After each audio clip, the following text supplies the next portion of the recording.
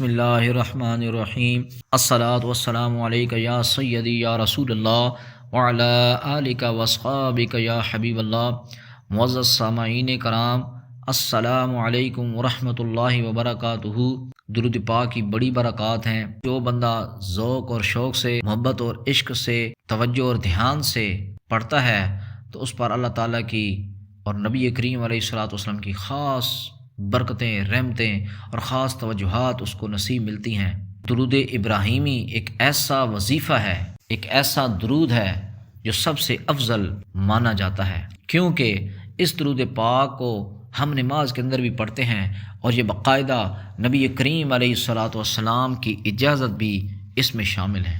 لیکن یہ یاد رکھیں کہ درود پاک آپ وہ پڑھیں جو آپ کی زبان کو آسان لگے، آپ کو پڑھنے میں لذت بھی محسوس کرے، آسانی بھی محسوس کرے، اور درود پاک وہ پڑھیں جو آپ کو، اگر آپ کے کوئی مرشد ہیں اور مرشد نے کوئی درود پاک کی اجازت دی ہے تو سب سے افضل آپ کا وہی درود پاک ہوگا۔ اس کا بڑا راز ہے، اگر آپ مرشد کے بتائی ہوئی درود پاک پر عمل کریں گے، وہ پڑھیں گے، آپ کو اس کی روحانیت اور فیض بہت جلدی ملے گا۔ اور اگر آپ مرشد کے بتائی ہوئی وظیفے کو اور ان کے بتائے ہوئے درود کو چھوڑ دیں گے تو پھر آپ دوسرے اپنی مرضی سے یا دوسروں کے مشاہدات سن کر آپ پڑھتے رہیں گے تو پھر اس کا ثواب تو ملے گا لیکن شاید روحانیت نہیں کھلے گی۔ معزز سامعین کرام، تو درود ابراہیمی خاص نبی کریم علیہ الصلوۃ والسلام کی اجازت ہے۔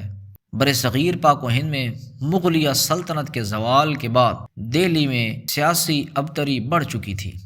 انگریز سامراج نے مسلمانوں کے علمی، روحانی اور سیاسی مراکز کو دبانے کا ارادہ کر لیا تھا۔ اس حالات میں حضرت شاہ ولی اللہ محدث دہلوی رحمۃ اللہ علیہ کے بڑے فرزند حضرت شاہ عبد العزیز محدث دہلوی، جن کا وصال 1824 عیسوی میں ہوا، علوم ظاہری اور باطنی کے مرکز بن کر ابھرے۔ شاہ صاحب کا گھر علم روحانیت اور شریعت کا مرکز تھا۔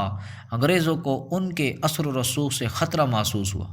ایک موقع پر دہلی میں انگریزوں کے حمایت یافتہ کچھ فتنہ پرور افراد نے حضرت شاہ عبد العزیز رحمۃ اللہ علیہ کو قتل کرنے کی سازش تیار کی۔ یہ سازش چھپی ہوئی تھی، مخفی تھی، لیکن حضرت کو خواب میں اشارہ ہو گیا کہ دشمن آپ کے جان کے در پہ ہیں۔ اس خواب کے بعد حضرت نے مجاہدہ، دعا اور ذکر میں اضافہ کر دیا، کیونکہ خواب میں ان کو پہلے بتایا جا چکا تھا۔ تو یہ درود پاک کی برکات ہیں۔ یہ دیکھیں حضرات گرامی کہ جو بندہ درود پاک پڑھتا ہے اس کو مستقبل کی خبریں مل جاتی ہیں۔ اس خواب کے بعد حضرت نے مجاہدہ، دعا اور ذکر میں اضافہ کر دیا۔ ان کے خادم نے روایت کیا کہ حضرت نے فرمایا، ان دنوں مجھے درود ابراہیمی کی کثرت کا خاص الہام ہوا۔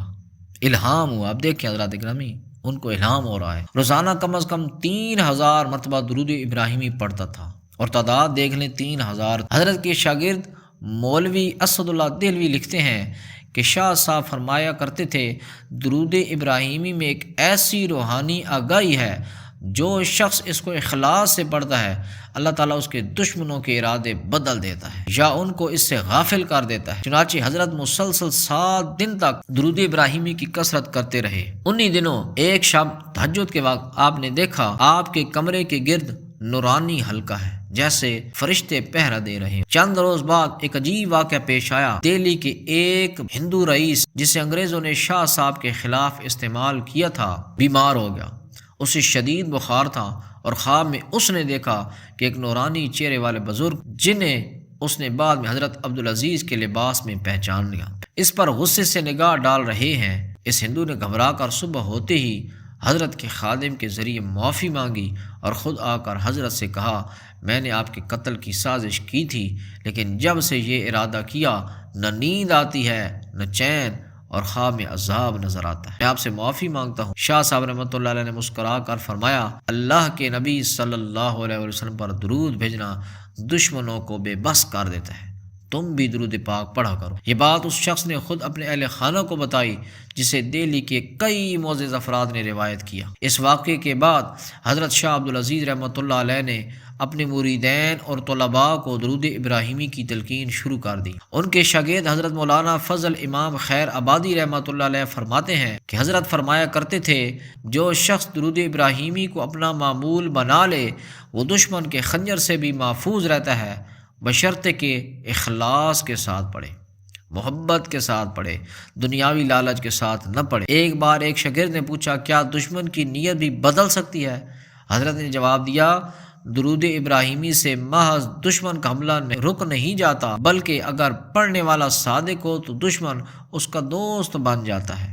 اس موقع پر حضرت نے حضرت علی کرم اللہ وجہ الکریم کا قول بھی سنایا کہ جو دشمن پر رحم کرتا ہے اللہ اسے دشمن کے شر سے محفوظ رکھتا ہے۔ اور درود پاک میں رسول اللہ صلی اللہ علیہ وسلم پر رحمت مانگی جاتی ہے، پس یہ دعا مانگنے والا خود رحمت کے دائرے میں آ جاتا ہے۔ سبحان اللہ۔ معزز سامعین کرام، اس واقعے سے آپ کو کیا ملا؟ یہ سبق ملا ہے کہ ایک تو درود ابراہیمی پڑھنے والا اخلاص کے ساتھ اگر کوئی پڑھتا ہے تو اگر کوئی دشمن بھی ہے تو آپ کا دوست بن جائے گا۔ اور دیکھیں کہ ایک تو حضرت صاحب کو خواب میں ایڈوانس مستقبل کے بارے میں پتہ لگ گیا کہ میرے دشمن کون ہیں۔ تو جو بندہ درود پاک پڑھتا ہے، اخلاص اور محبت سے پڑھتا ہے، اس کو حضرات گرامی یہ پہلے پتہ چل جاتا ہے کہ میرا دشمن کون ہے، منافق کون ہے، دشمن کون ہے، یہ سب چیزیں ظاہر ہو جاتی ہیں۔ اور دوسرا، جو دشمن ہوتا ہے، جو منافق ہوتا ہے، یہ درود پاک اس کو بھی پھر سکون سے سونے نہیں دیتا، اس سے یہ بھی پتہ چلا۔ اور تیسرا، درود ابراہیمی کی کثرت، یا کوئی بھی درود پاک اگر پڑھتے ہیں تو اس کو کثرت سے پڑھیں گے تو جلد از جلد اس کا نتیجہ آپ کے سامنے آتا ہے۔ اللہ تبارک تعالی ہم سب کو کثرت سے درود شریف پڑھنے کی توفیق عطا فرمائے۔